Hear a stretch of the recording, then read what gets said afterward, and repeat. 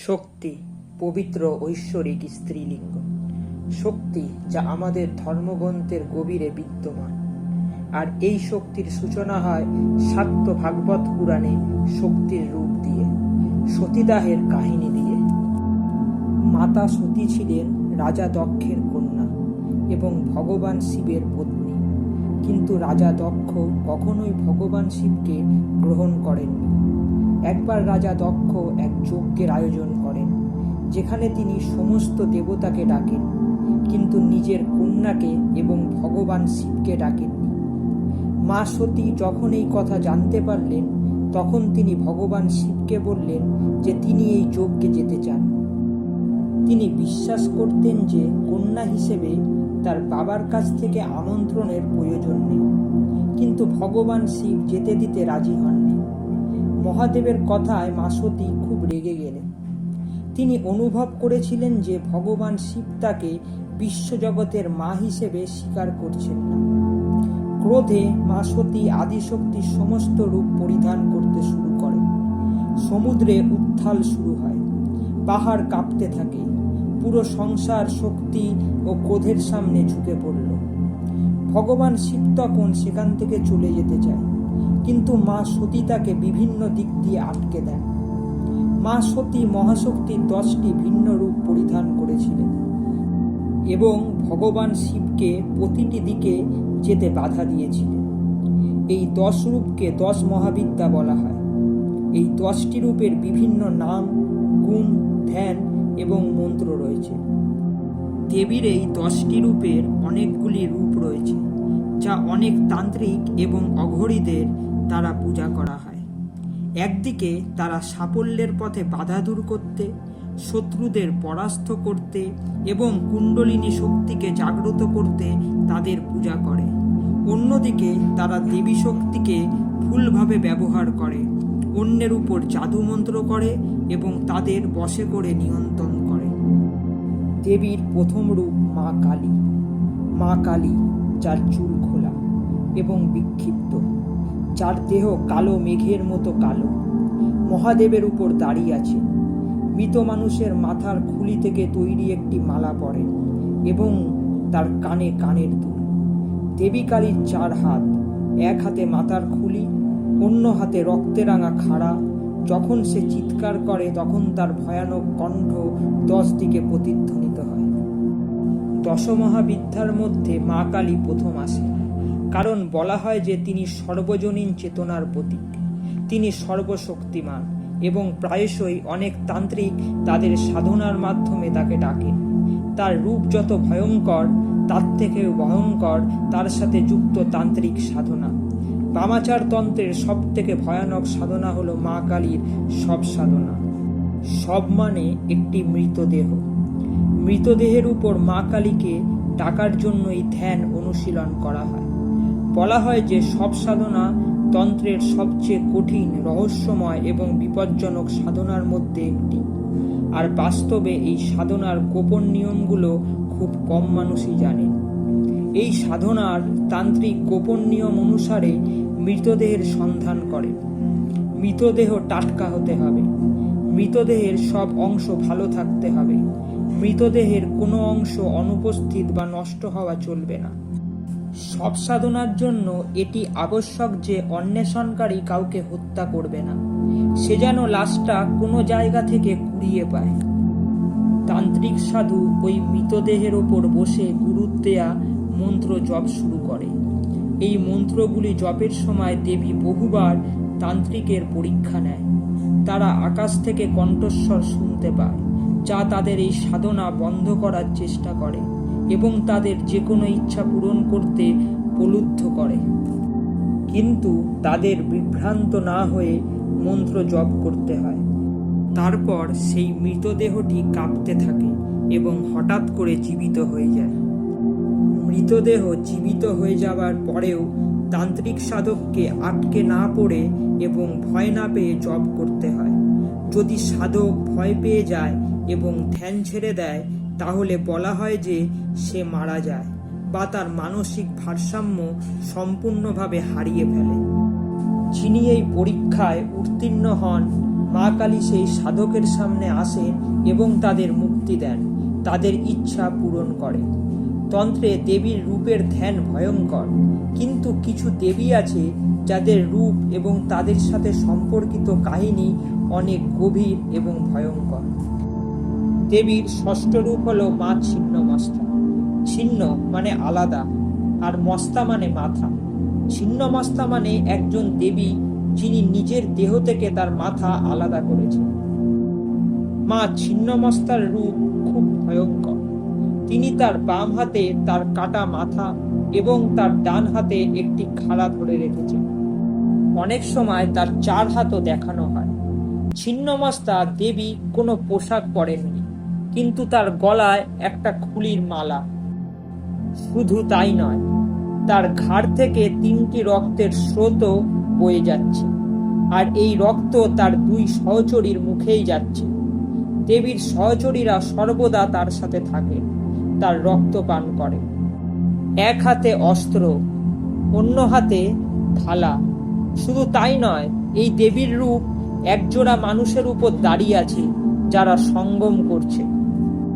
তার পায়ের নিচে যৌনতার হিন্দু দেবতা কামদেব এবং তার স্ত্রী রতি সঙ্গম করছে। বিভিন্ন ধর্মগ্রন্থে ছিন্নমস্তা দেবীকে নিয়ে অনেক কাহিনী আছে যা চমকপ্রদ। প্রান্তসিনী তন্ত্র অনুসারে একদিন দেবী পার্বতী তার 2 দাসী ডাকিনী এবং বন্দিনীর সাথে স্নানের জন্য মন্দাকিনী নদীতে যান, কিন্তু কোনো এক অজানা কারণে স্নান করতে গিয়ে সে উত্তেজিত হয়ে পড়ে। তার এই উত্তেজনার কারণে হঠাৎ তার শরীর কালো হয়ে গেল। এই কাহিনী অনুসারে এই সময় তার 2 সেবিকা ক্ষুধার্ত বোধ করতে শুরু করে এবং তারা খাবার চাইতে শুরু করে। দেবী পার্বতীকে বিশ্বের মাতা ও অভিভাবক হিসেবেও বিবেচনা করা হয়। তাহলে কিভাবে সে তার সেবিকাদের ইচ্ছা মানতে অস্বীকার করতে পারে? তাই সে তাদের ক্ষুধা নিবারণের জন্য তার খাড়া তুলে নেয় এবং তার দেহ থেকে তার মাথা আলাদা করে দেয়। এরপরই তার গলা থেকে 3টি রক্তের ধারা বইতে থাকে। একটি ধারা তার বিচ্ছিন্ন মাথার মুখের মধ্যে যায়, অন্য 2টি ধারা তার 2 দাসীর মুখে যায়, যার মাধ্যমে সে তার পেট ভরে। তার রক্ত ঝরানোর পর সে তার মাথা তার দেহের সাথে সংযুক্ত করে এবং বাড়িতে ফিরে আসে। এই কাহিনীটি একটু অদ্ভুত শোনায় এবং শোনার পর অনেক প্রশ্ন মাথায় আসে, যেমন দেবী পার্বতী কিভাবে উত্তেজিত হলেন, আর তার দাসীরাও একই সময়ে ক্ষুধার্ত হলো কিভাবে? এর উত্তর হলো প্রতীক শাস্ত্র, যা প্রতীকবাদ, যা তন্ত্র এবং শাস্ত্রে গুরুত্বপূর্ণ। তান্ত্রিক গ্রন্থের অনেক কাহিনী প্রতীক হিসাবে হয়, আর দেবী ছিন্নমস্তার এই কাহিনীটি তারই একটি উৎকৃষ্ট উদাহরণ। বলা হয় যে এই কাহিনীটি আসলে কুণ্ডলিনী শক্তির জাগরণকে বোঝায়। কুণ্ডলিনী এমন একটি শক্তি যা আমাদের মূলাধার চক্রে একটি সর্প আকারে উপস্থিত রয়েছে, এবং যৌন শক্তির ওপর নিয়ন্ত্রণ পেলে এটি জাগ্রত হয়। দেবী ছিন্নমস্তার এই রূপেরও গভীর অর্থ রয়েছে। দেবীর ঘাড়ে একটি সাপ রয়েছে, যা আমাদের মধ্যে কুণ্ডলিনী শক্তিকে প্রতিফলিত করে। কামদেব এবং রতি আমাদের কামনা এবং যৌন অনুভূতি দেখায়। বস্ত্রবিহীন দেবীর শরীর আমাদের দেখায় যে আমাদের পার্থিব জিনিস ত্যাগ করা উচিত। মনে করা হয় এই কুণ্ডলিনী শক্তিকে জাগ্রত করতে আমাদের যৌন ইচ্ছার অনুভূতি নিয়ন্ত্রণ করতে হবে এবং অহংকার দূর করতে হবে। দেবী দুজনের উপর দাঁড়িয়ে, যারা যৌন মিলন করছে। এর অর্থ হলো তার নিজের ওপর সম্পূর্ণ নিয়ন্ত্রণ রয়েছে। অন্যদিকে এটা বিশ্বাস করা হয় যে আমাদের মাথা আমাদের অহংকারের প্রতীক, অতএব কাটা মাথা দেখায় যে সে তার অহংকার সম্পূর্ণরূপে দূর করেছে। প্রান্তসিনী তন্ত্রের মতো অনেক গ্রন্থের সাহায্যে তান্ত্রিক তাদের অহংকার দূর করে এবং কামনার অনুভূতির ওপর নিয়ন্ত্রণ পায়। তাদের মধ্যে কুণ্ডলিনী শক্তি জাগ্রত হয়। এটি এমন একটি শক্তিশালী শক্তি যে কেউ তাদের যে কোনো ইচ্ছা পূরণ করতে পারে। দেবী ছিন্নমস্তার আরাধনা করে তারা তান্ত্রিক কুণ্ডলিনী শক্তি দ্বারা তাদের সমস্ত কাজ সম্পন্ন করে। দেবীর পঞ্চম রূপ ভৈরবী। কাহিনী ভয় এইসব একদিকে, কিন্তু তন্ত্রে ধ্বংসকে বড় সত্য মনে করা হয়। আর এই ধ্বংসের দেবী হলেন পঞ্চম মহাবিদ্যা দেবী ভৈরবী। ভৈরবী মানে ভয়ানক, ভয়ঙ্কর বা ভীতিকর। দেবী ভৈরবী এমনই এক দেবী যার ভয় 3 জগতে ছড়িয়ে রয়েছে। ভৈরবী মহাবিশ্ব রচনা এবং এর ধ্বংসের জন্য দায়ী। তার চুল অন্যান্য দেবদেবীর মতো ঝরঝরে ও পরিপাটি রাখা হয় না, বরং মাথার উপর এখানে সেখানে ছড়ানো। তার পরনে লাল কাপড় এবং তার গলায় মৃত মানুষের মালা, ঠিক যেন দেবী কালী। তার এক হাতে তলোয়ার, আর এক হাতে একটি কাটা মাথা। তার রং লাল এবং সারা দেহে রক্ত। দেবী ভৈরবী প্রায়শই শ্মশানে মাথাবিহীন মৃতদেহের উপর বসে পূজা করেন। বলা হয় যে দেবী ভৈরবীকে শ্মশানে বিভিন্ন ধরনের সাধনা করার সময় দেখা যায়। মনে করা হয় দেবী ভৈরবীর বাড়ি স্বর্গে নয়, দেবী থাকেন নরকে। তিনি একজন রহস্যময় দেবী এবং যাকে দেখার জন্য অনেক সাধক ভৈরবীকিয়া সাধনা অনুশীলন করে, যেখানে তারা আগুন, জল, বায়ু, মাটির মতো প্রতিটি উপাদান ব্যবহার করে। গুরুর সান্নিধ্যে এই পূজা করা হয়।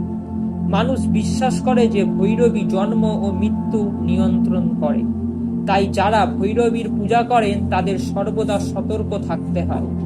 তিনি এমন এক দেবী যার সাধনা একজন ব্যক্তির জীবনকে সম্পূর্ণরূপে ধ্বংস করে দিতে পারে, যদি কোনো তান্ত্রিক ভুল উদ্দেশ্য নিয়ে তা করে। কিন্তু ভালো উদ্দেশ্য নিয়ে সাধনা থেকেও মানুষ সুখ পায়। তন্ত্রবিদ্যায় তিনি শক্তির রূপ। তিনি আমাদের খারাপ অভ্যাস দূর করতে এবং আমাদের নিখুঁত মানুষ করতে সাহায্য করেন। তিনি সর্বজনীন চেতনার একটি গুরুত্বপূর্ণ রূপ। তাকে দশমহাবিদ্যার অন্যতম শক্তিশালী তন্ত্রদেবী বলে মনে করা হয়। তন্ত্রে রক্ত, সঙ্গম ইত্যাদির মতো অনেক কিছু আছে যা বিভিন্নভাবে প্রদর্শিত হয়। তাই তন্ত্রের কথা শুনলে কেউ কেউ খুব বিরক্ত বোধ করে। আপনি কি জানেন, বারাণসীতে এমন একটি জায়গা আছে যেখানে মানুষ বিশেষভাবে মরতে যায়? মুক্তি ভবন, যাকে সেলভেশন হোম বলা হয়। এর প্রতিটি ঘরে বসবাসকারী লোকেরা মৃত্যুর জন্য অপেক্ষা করে। এর উপর একটি ভিডিও খুব তাড়াতাড়ি আসতে চলেছে। আর আমাদের এই অডিওটি কেমন লাগলো কমেন্ট সেকশনে আমাদের জানাতে ভুলবেন না। অডিওটি লাইক ও শেয়ার করুন। এরকম আরো না বলা কাহিনী, না শোনা কাহিনীর জন্য অজানা রহস্যকে সাবস্ক্রাইব করুন।